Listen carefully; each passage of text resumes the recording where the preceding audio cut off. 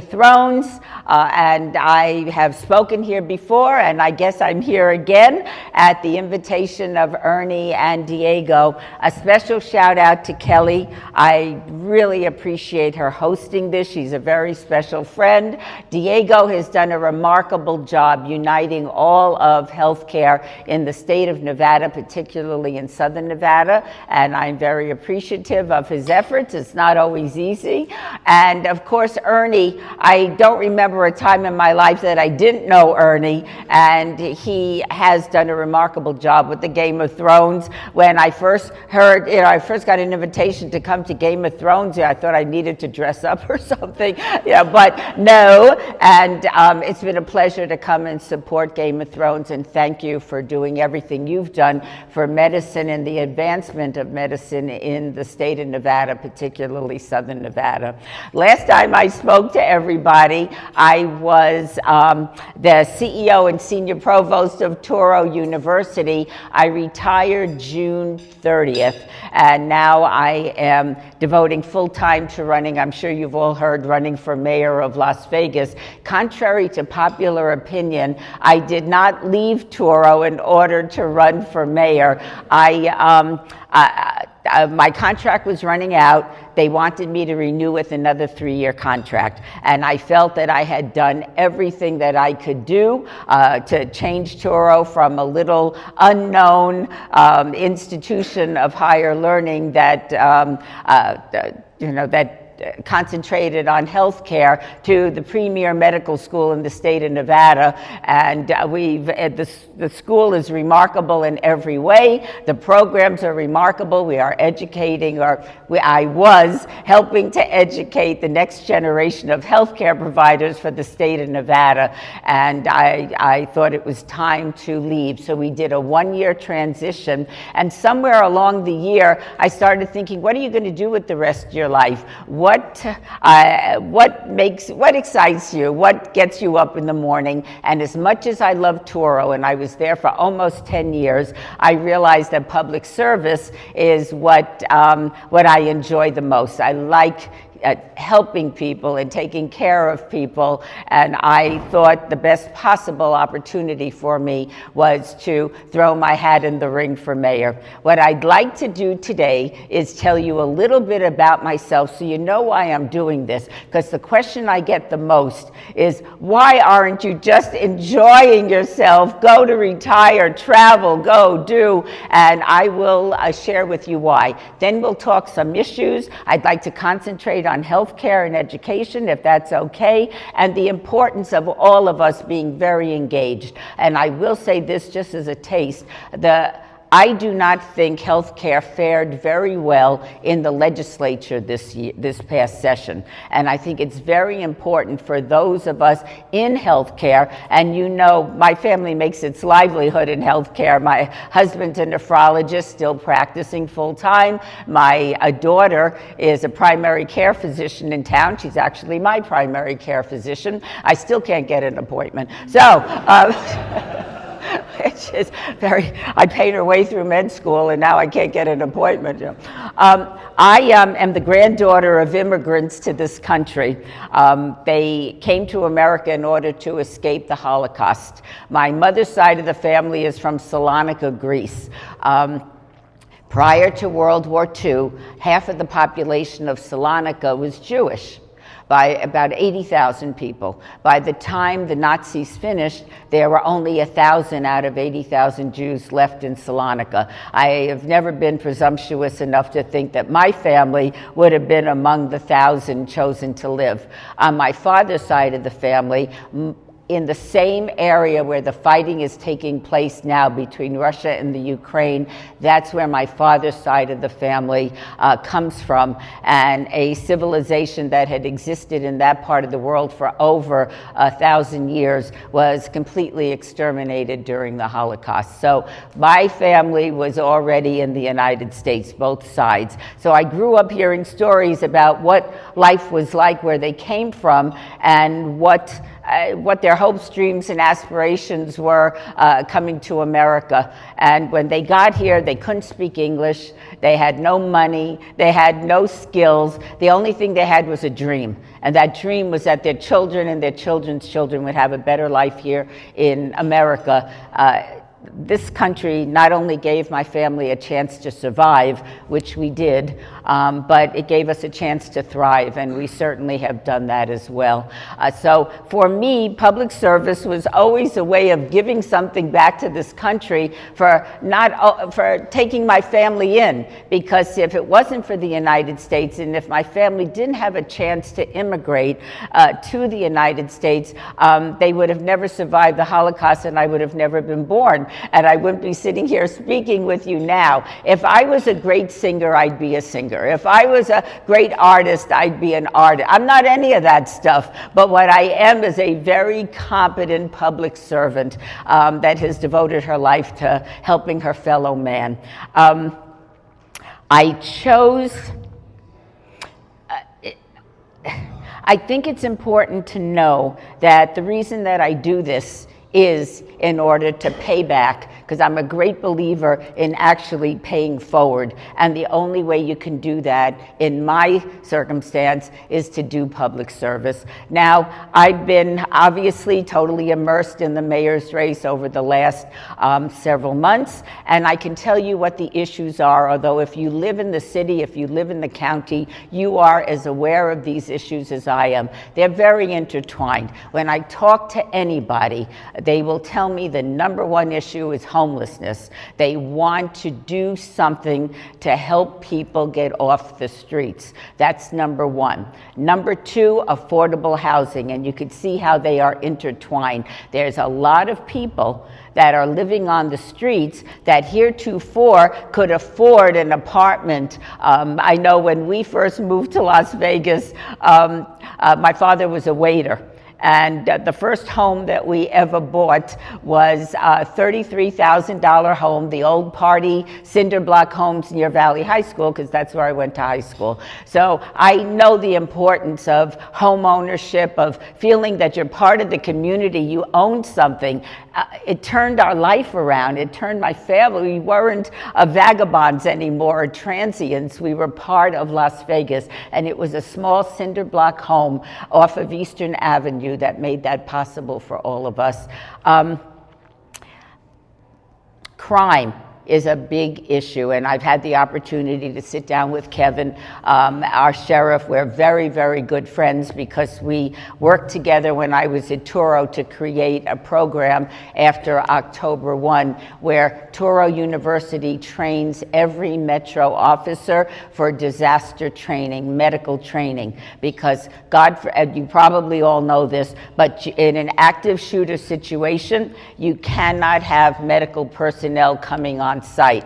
So we're training and providing all of our Metro officers with life-saving kits that they wear on their bodies, no matter where they are, in order to save a life. If they come upon someone that needs immediate medical attention, we have now trained 3,000 of the 4,000 officers have been trained, and that's due to a partnership with Kevin and I way about 5 years ago. So I think that that has been very, very helpful and continues to save lives to this day. The fourth issue is economic growth and development. I believe the next decade is going to be among the most explosive in the Las Vegas Valley, in Las Vegas. We're going to get the A's. In a few years, we're going to get an NBA team. And what that's going to do is create more excitement, bring more people into town. People still come to Las Vegas for the same reason that my family moved here 60 years ago, because there's a job. And I'll tell you all how my family got here in a moment. But that's going to be very important. We're going to have more population, which means more building, more jobs are going to be available, and it is going to be an extraordinarily exciting time in the Las Vegas Valley, and we're all going to be a part of it. But something that I think is very important is that the success of this community, which will continue to grow and be successful, isn't success if it only affects people at the top or a very few number of people. Everybody has to have an opportunity to become a part of the success story of Las Vegas. And again, it's not, I'll share with you my family situation. In 1963, my father was a waiter in upstate New York. He was having trouble making a living. One night, he put my sister and I and the dog in the back seat of our car. My sister and I in the back seat, my mother front seat, obviously. Everything we owned was in a U-Haul hooked up to the back bumper. Drove across country in the middle of the summer of the old Route 66. My dad had a letter of recommendation to get a job as a waiter in Southern California. Drove across country, no air conditioning in those days. You had a water bag on the front grill just in case your car heated up. And so we get to Hoover Dam on our way to LA. And there are signs, Las Vegas 30 miles. Now, I thought my parents were so old. They were 31 and 34 at the time. They wanted to see Las Vegas. We never knew if we were coming back east again. My mother didn't have a job. She was a stay-at-home mom. My sister and I were, it was summertime. We didn't have to be in school. My dad didn't have a job. And as far as we knew, the dog had no plans. So we decided to stop in Las Vegas for the night. We never left. And one of these days, we're going to unpack the U-Haul. Did that a long time ago. I often say that it's not so much that I grew up in Las Vegas. I grew up with Las Vegas. When we got here, there were 80,000 people in the entire Las Vegas Valley. Now, of course, we're hitting 2.5 million, and I see only growth to continue. There's going to be challenges. Water will be a challenge. I know Ernie wants to ask a question about water. There are other challenges, but I would rather be a part of a community that is growing than having the problem of living in a community that's constricting, losing your tax base, and really struggling to keep afloat. So I think we're in really, really good shape in the future. The issues that I discussed, homelessness, affordable housing, crime, these are issues that need to be dealt with, but I think we need to see a bigger picture. This is a world-class community. I mean, everybody, no matter where you go, anywhere on the planet, you say you're from Las Vegas, eyes light up, they want to know all about Las Vegas. I was in Israel in the backseat of a cab 100 years ago, and cab driver's talking to me in kind of some alliteration of Hebrew and English, and he said, I told him I was from Las Vegas for Tarkanian. I mean, he was. So everybody knows something about this amazing community. We're a world-class, well-known community. It's time that we really ascend to that. What does that mean? Better transportation. I sat on the Transportation Committee in Congress. I know what the needs are, and we really need to improve our transportation system. Another issue, obviously, is education, where even though the governor put a lot of money into education this year, and we know that there's problems between the school district and the teachers. They want a raise. I think they're entitled to a raise, and I hope they resolve this very quickly. I was at Berkeley Elementary School a couple of weeks ago, and I spoke to the teachers. I told them I was very supportive of salary increase because I know what they go through. I know the challenges they have, and let's face it, we depend on our teachers to educate our children 6 hours a day. They're with these teachers. They need to be compensated for the extraordinary work that they do.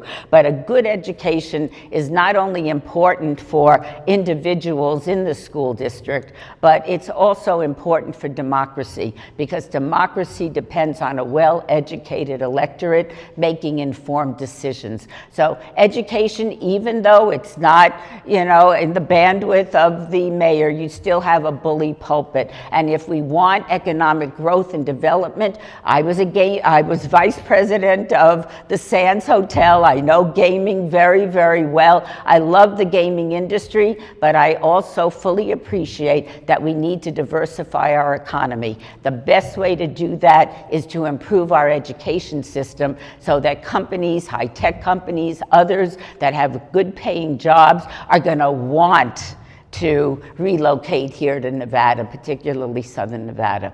That's an important issue. Healthcare, and everybody in this room deals with healthcare on a daily basis. We have to improve our healthcare system.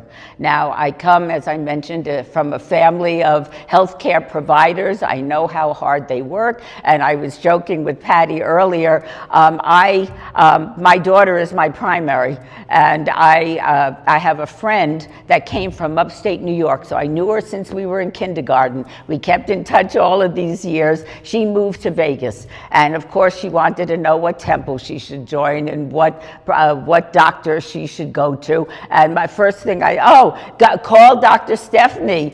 Just, tell her that you're my friend and you'll get an appointment right away. Bonnie calls me back and says she can't get an appointment for 2 months. So I called Dr. Stephanie. I said, Stephanie, I paid her way through med school. I said, Stephanie, I said, this is a friend of mine since we were 5 years old. She goes, I can't. She goes, she could see my nurse practitioner. She could see my PA. I said, well, put her on a waiting list. She goes, I have a waiting list. So that is the challenge we have in this community. Now, we do not, and let me get on my soapbox here, because this is very important. And I think with the knowledge that I have acquired over the years, particularly running Touro University that has a PA program, a PT program, an OT program, nurse practitioner program, as well as our the DO program. We are educating the next generation of healthcare providers for the state of Nevada. Not enough. Now, we do not have a medical student problem shortage here. UNR graduates 60 a year. UNLV is at 60. They want to go to 120.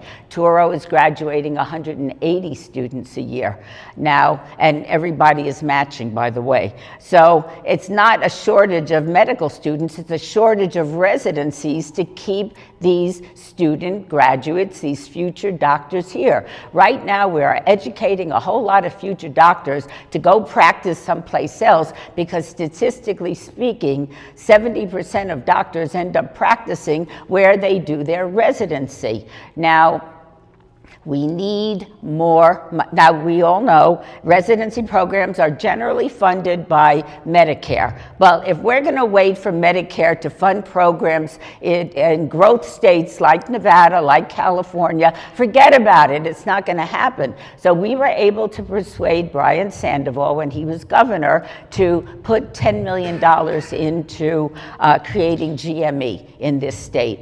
And we need to not only continue that, we need to increase it because the need is so great. We are growing our own. And when it comes to schools like UNLV and UNR, they are taxpayer-funded schools. So we are all paying for them to go out of state. It makes absolutely no sense to me.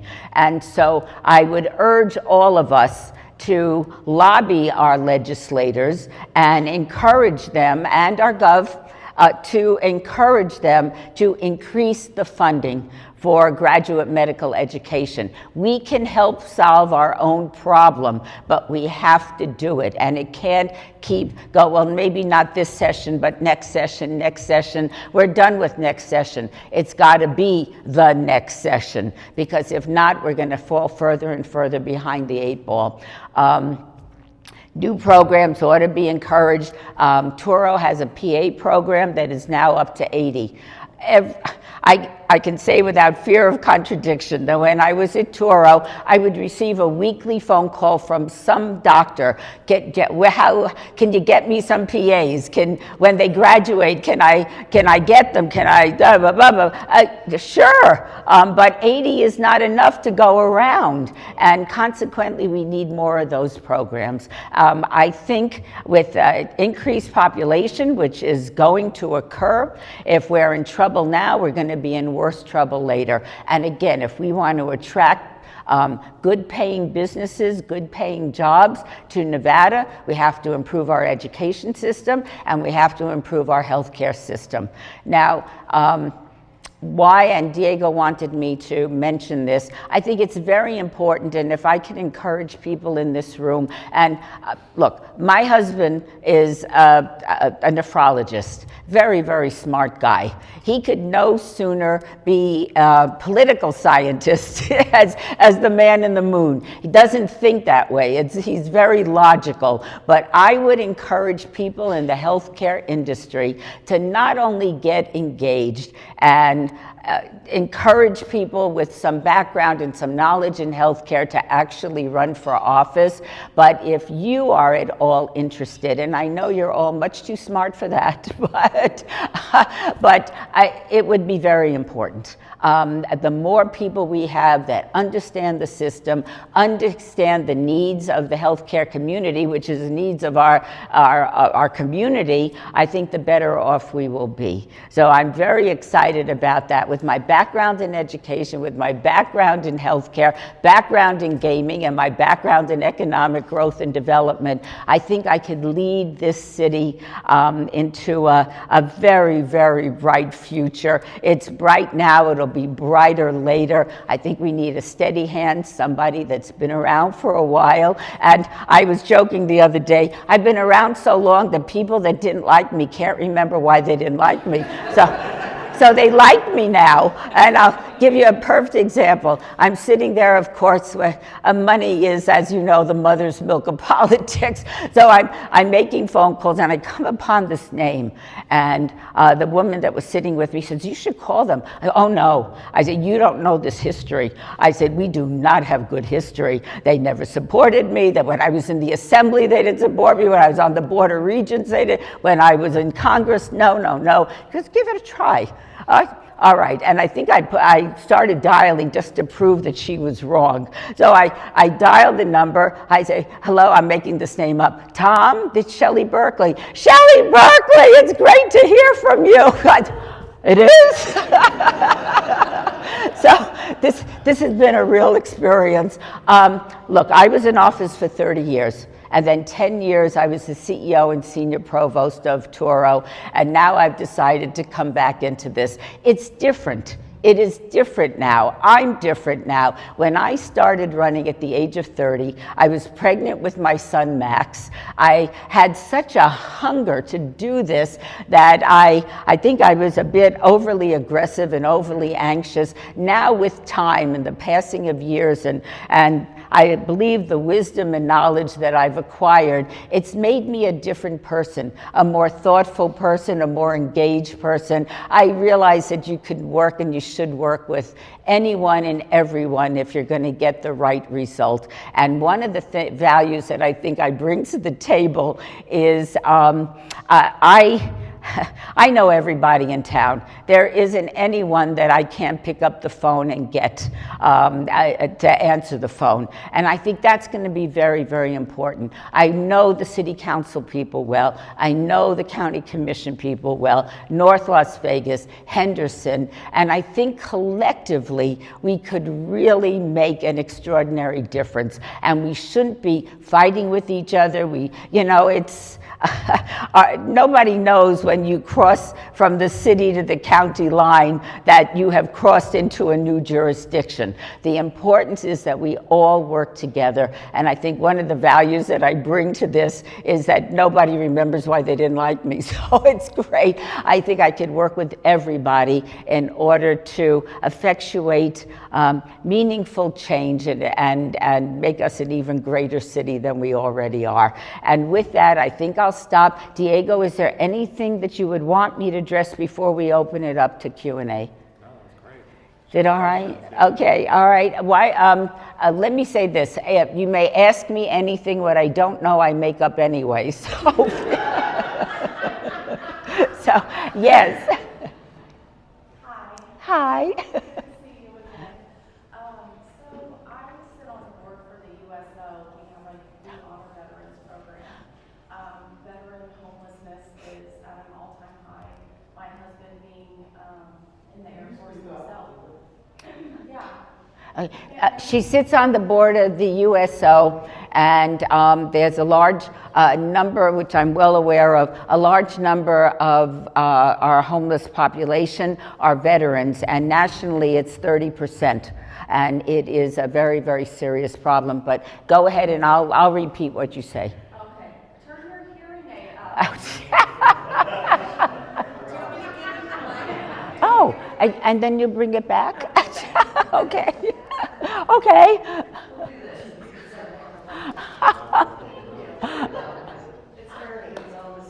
I also work with Project 150, which deals with homeless youth, misplaced youth, as well as the Just One Project, and with Aaron. And so homelessness is just rampant right now. Yes. I want to know what is going to be your focus and whose side are you on as far as building, new homes, commercial space, or rehabbing and expanding, or better utilizing the existing homes and the existing storefronts, so that can be affordable if we did rehab those places. Okay.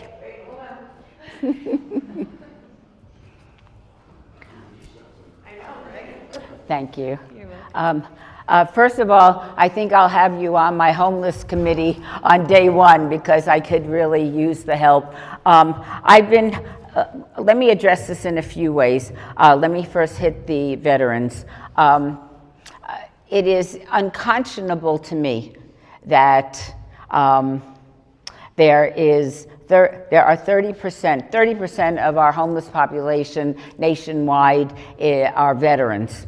And that indicates to me that we do not do a very good job transitioning our men and women that are in the armed forces when they return to civilian life.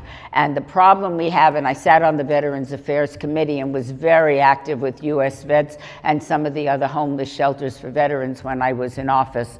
I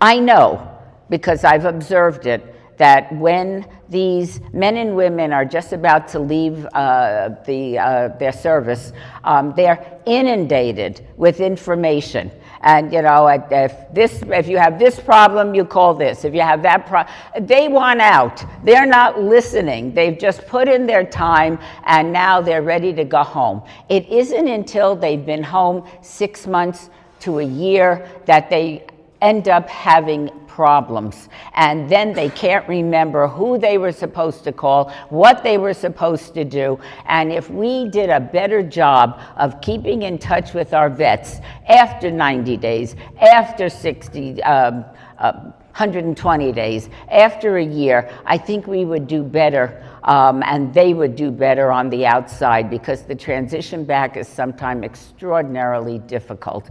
As you probably know, the Nevada State Legislature appropriated, with the governor's not only approval, but with his urging, $100 million to go to taking care of the homeless, or figuring out what we're going to do with the homeless. That is supposed to be matched with $100 million from the resort corridor. And I have spent a considerable amount of time with the CEO of the Wynn Hotel, who is heading this effort.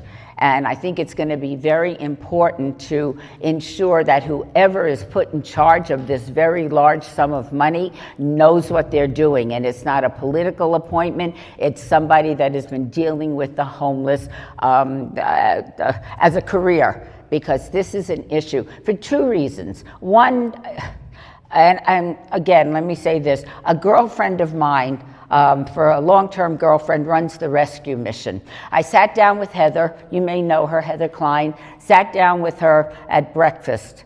And I said, Heather, if I could wave a magic wand, what could I do to help you? You deal with this on a daily basis. She said, Shelley, the city of Las Vegas needs a mental health facility because so many of the people that are living on the streets have serious mental health challenges. They have serious drug addiction challenges, and you cannot give them housing.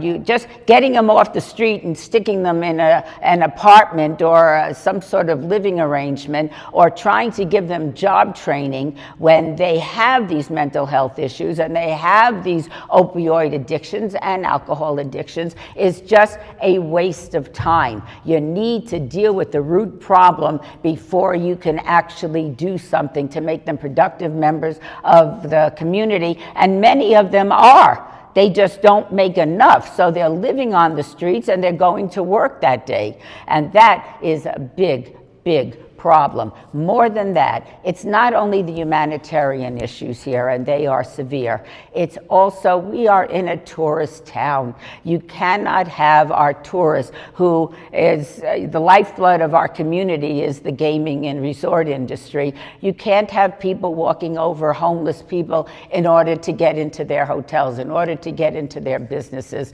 So this is a critical problem. Now, what I want, if we could refurbish, I would imagine that I would encourage that if there's existing buildings or existing facilities that we can rehab in order to utilize them for the homeless, then that's the way we should go. If we're in an area that has no facilities of that nature, then you build it. But it has to be a holistic approach. I get people all the time that are just really angry and frustrated. They're good people, but just get them off the street. Get them off the, well, that's geography. That is not helping the problem. You're just moving somebody that has a real serious challenge from one street to the next, just so you don't have to look at it.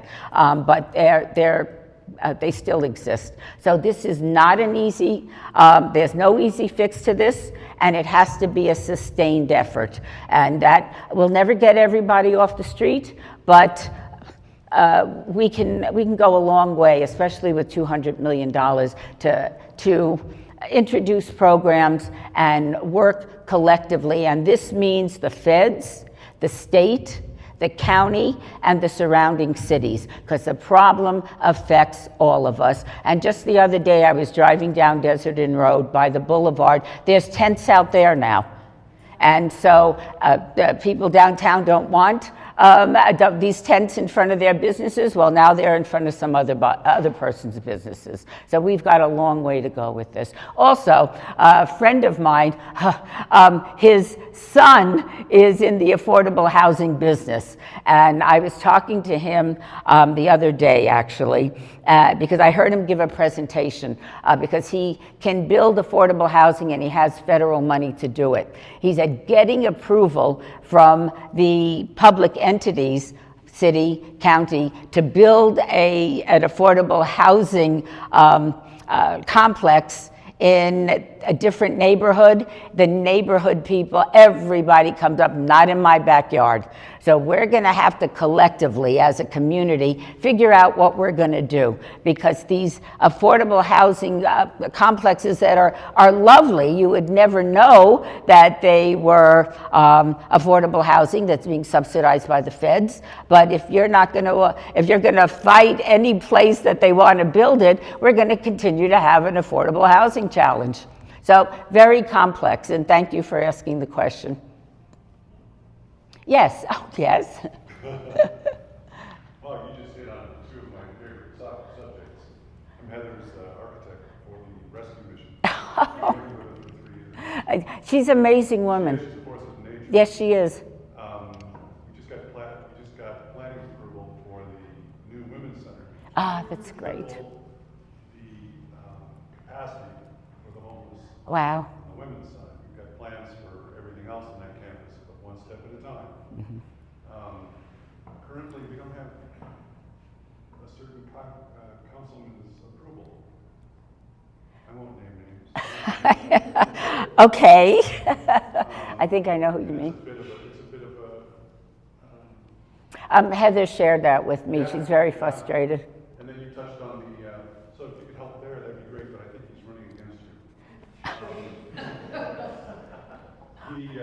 It's America, everybody. Yeah, the healthcare issue is huge. Huge. We had we had a behavioral hospital, all planned on a piece of property that we own. 96 beds. I know. The operator fell away. We got the plans done and approved by the state health department. Any takers? I mean, this is a huge issue. Heather's exactly right. I know it. It's a huge issue. I know it.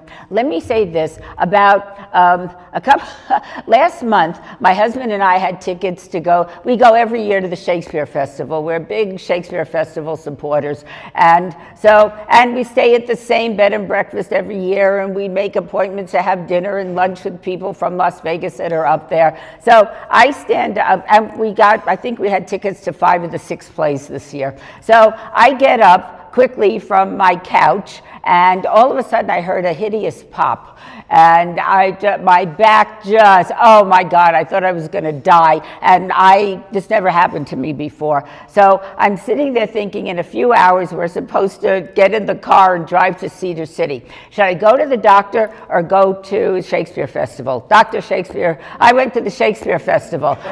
Great at the time, big mistake. My back is just killing me, and my doctor daughter won't give me anything till I get an MRI, and I don't have time to get an MRI. So does anybody mind if I sit down and continue this conversation? Okay, just give me a chair. Thank you. Oh, thank you very much. Oh, that is much better. Okay. I know. I just, I kind of think I'm Superwoman. I could do anything. Did you have more? No. Oh, that was it. Yes. Just a quick comment. The IP of the technology we are commercializing incidentally comes out of the VA. VA has thousands of patents on the shelf that identify this to be the one that's much needed for vets. So we're trying to commercialize that. But in the process, the pace at which things move in the VA is rather disappointing. Wish things would go faster so we could get to commercialization, put it back in the VA system for deployment and then the issue continues there. So that's been our challenge from the outside. I don't know if everybody knows, but when I was in Congress, I had all these different advisory groups. I had an African American advisory group, Hispanic, women, and a veterans advisory group. And I had my first meeting at a group of the lady vets, and they were mostly waxen waves from the Second World War and Korea. They came over to me, and in those days, all we had was the Adelaide Del Guy Medical Clinic on MLK. And they said, we need a mammogram machine, because right now we go to the clinic, the doctor gives us, I guess, a prescription or, an order to go. Then we have to get transportation to go and get the mammogram. Then we have to go back to the VA for the doctor to read it for us. And we just want to have a mammogram on site. So I started working with my staff, and we were able to get a mammogram machine for the Adelaide Del Guy Medical Clinic. And we did a great ribbon cutting, and it was pink, and it was great, and the lady vets were so excited. When we did the ribbon cutting, I was at the podium, and I made a flippant remark. I said, now that we have the mammogram, we're going to get an MRI. And somebody came over to me when I finished my remarks. They said, you got to think bigger. I said, bigger than an MRI? I mean, what? And they said, you need a VA hospital here. You've got several hundred veterans that call Southern Nevada home, and you need to, right now they have to go to Long Beach if they've got a serious problem. So my staff and I rolled up our sleeves, And that one comment and the lady vets of my Veterans Advisory Committee were the genesis of that remarkable VA hospital in North Las Vegas, which was part of my congressional district at the time. That probably is the thing that I'm most proud of during my service, and it's continuing to grow. And now I know that the land across the street has been purchased, and we're hoping to create a whole city within a city right near the VA hospital.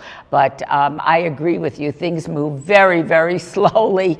But, and I will say this is just an FYI. I know that earmarks are frowned on. People always bitch, piss, spit, and moan about earmarks in the federal budget. But I will tell you this, the VA hospital in North Las Vegas was the largest earmark in the 2006 federal budget. And that's how we ended up with the VA hospital, because we were able to earmark the money for a tremendous need that our community and our state had, and it was funded by the feds. And now it's servicing thousands and thousands of veterans that call Southern Nevada home. Have I exhausted you? Yes. Okay, go ahead. Yeah, sure. Try to project my voice here.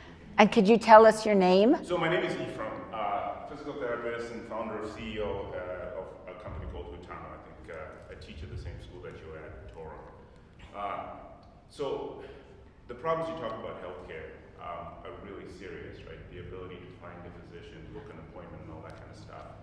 I'll cut this short. As a small business owner, I'm also a software engineer. We created a product that takes care of most of that. I think those of you who are in healthcare understand that part of the problem is efficiency, right? We can get the patients in the clinic, but it takes us 3 times as much time to document and satisfy the insurance companies Oh, yes. that it does to actually take care of the patient. We are taking an average of 5 minutes to talk to the patient and 16 minutes to document. It makes no sense in the long run. So all we do is we treat the symptoms, we kick them out, and then they come back over and over again.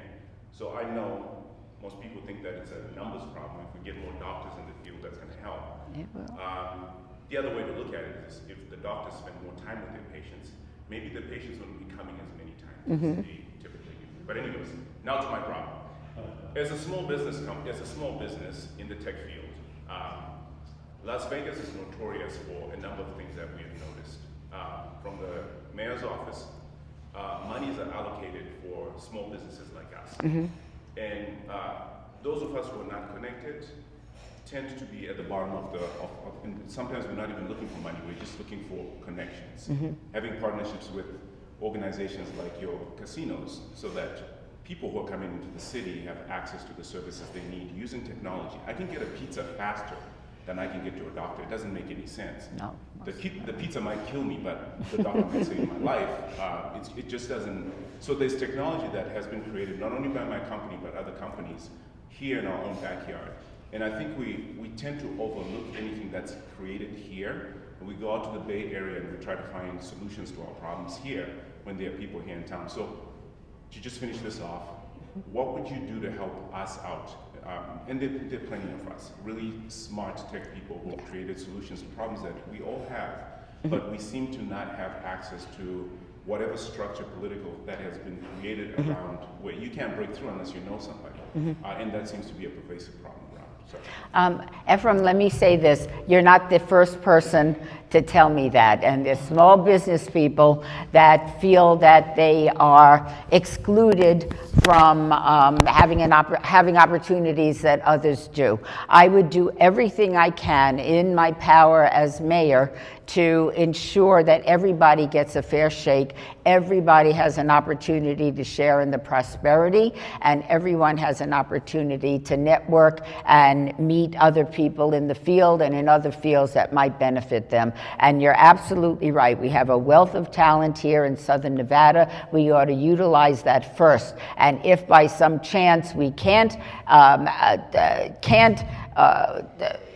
utilize those people that live here and have certain talents, then you go out of state. But until then, you utilize the talent that you have here. I'll do everything I can in order to make sure that that occurs. Now, let me say this, and perhaps I'll conclude on this.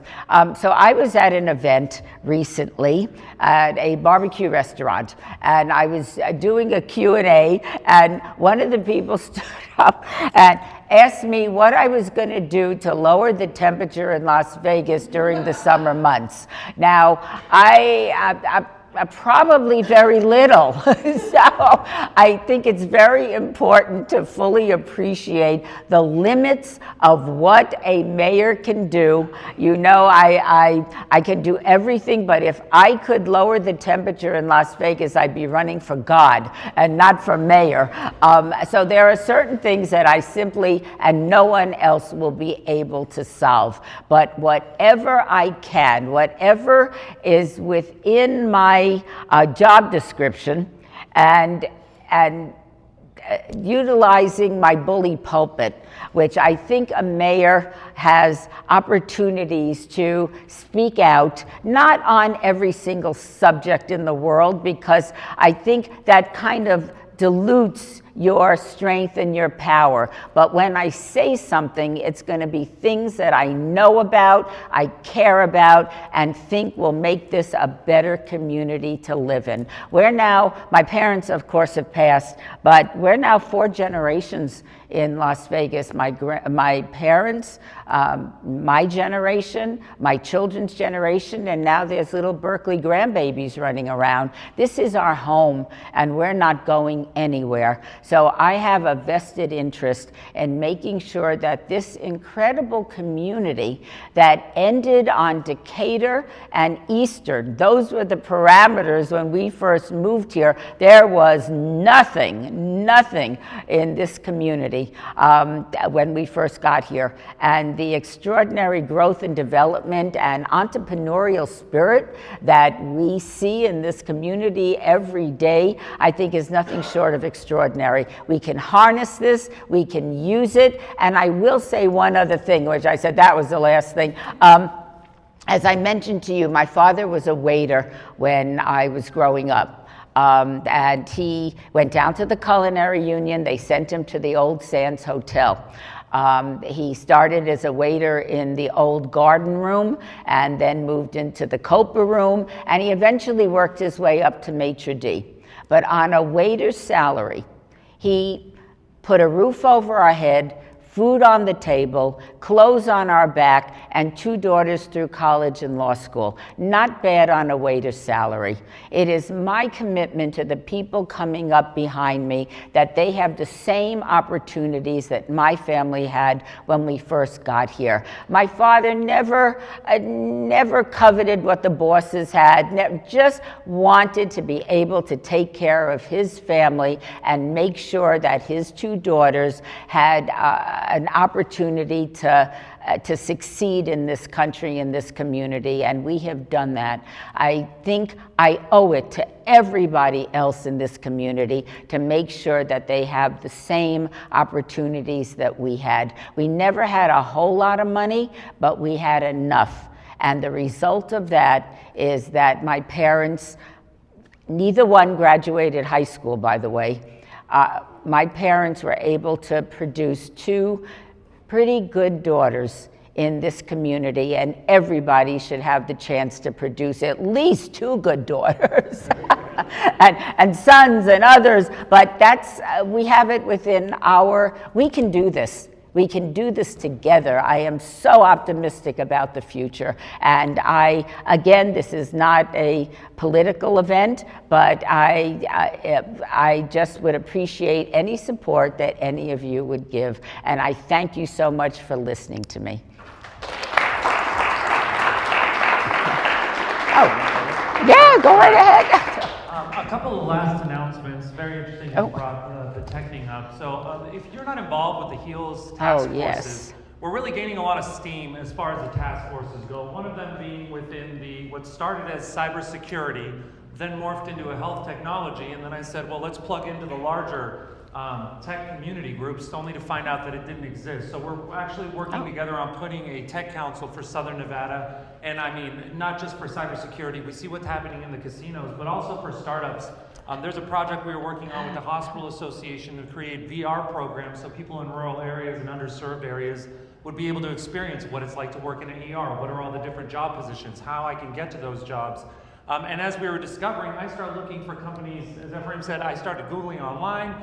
Next thing you know, I'm looking at some software that's being developed in the Netherlands for training nurses to see how we can plug it in, only to find out that there was 2 kids that live here in Las Vegas that have been working with Dr. Sinclair at the Harvard School of Medicine, have been working with TCL on VR glasses, and they said, yeah, nobody ever contacts us. And I realized how we can actually come up with solutions here within our city. It's exciting to see the support of what's happening with tech downtown and the support that is going around that. So I'm excited to see what the future looks like. If you'd like to get involved, we are forming that, coming up with the vision, strategies, and plans, and then working with our local governments to see what we can do in putting that together. The second thing is with the legislative task force. Shelley mentioned something very interesting, which is, when someone from healthcare gets involved in politics, that instead of looking to pick them apart or think of when we were competitors or they worked at that company, really have the general support for our peers that are looking to step into the processes that would help us pass legislation and us push for changes. I was very happy at our last legislative task force to have multiple lobbyists that came down from Carson City and let us know that with the help of Las Vegas HEALS and Vegas Healthcare, working with your Nevada doctors, we actually led one of the largest grassroots effort opposing AB 404. They had gotten more pieces of handwritten letters and constituents that had reached out on AB 404 than any other piece of legislation that they saw. And that wasn't just my effort, but that was a community effort, us coming together. That's the importance of, the support of Vegas Healthcare and the 17,000 healthcare professionals / voters that are in those groups, but coming together to be able to unify our voice and really push for these changes. And lastly, we have one very, very important announcement. We want to say thank you to Shelley for coming out. If we can have one round of applause more for thank you. And Kelly. Thank you, Kelly. And thank you to Kelly and Brown & Brown that facilitated help put everything together. And if you think Kelly's done with facilitating, tomorrow is a very important event that Kelly helped to facilitate. Larry's going to share a couple of words. How many of you are familiar with the Nevada Healthcare Forum?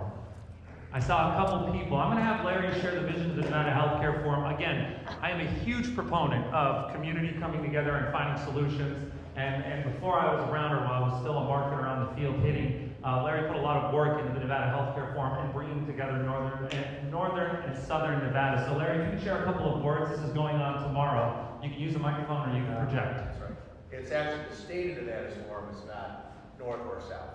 It's our state. Speaking of community and unity, Yes. But tomorrow is our 16th annual. Governor Lombardo will be kicking it off first thing in the morning. We have, right now, last night about midnight, 287 people signed up. So it's not too late. It's like, somebody over here, please come on in here. We have Brown & Brown, we have Nathan Allison, Arcos, Las Vegas HEALS, another sponsor. It should be a great event. It's at the Westgate. I would just come on out. When we have that many people just like this room today, it's more about the social networking.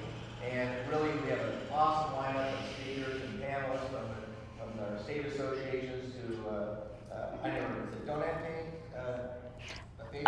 Oh, right. Yeah, I never know exactly how to pronounce his last name. Donate. But he's going to be one of the panelists, and of course, Governor Lombardo, and thanks to Kelly for really initiating that. Oh, yeah. Surprised how difficult it is to get on his calendar. Anyhow, so it should be a great event. Like I said, we'll probably get right about 300, so it'll be a very, very large one-day session. But if you've got the time and you haven't seen the flyers, I'm sorry you haven't, but you should come out tomorrow. Thank you. And I'd like to second that message. The first time I went, we're all very busy. We all have things to do. It's 2023. It really is worth taking the time. For the connections, the panels were great last year. I'm really looking forward to this forum this year. So if you want to come out and support, make sure and ask Larry. He can give you the web link. You can sign up. There is still room, and then we can get to those 300, maybe 325 if we give it a good push. You walk in, you give your Gold American Express card. Yeah, It's still starts at 8 a.m. tomorrow, but every we do online, on-site registration as well. Excellent. And with that, ladies and gentlemen, we'll be respectful of your time. Thank you very much. Okay, thank and you. Have a fantastic day. Okay, great. Okay. Oh,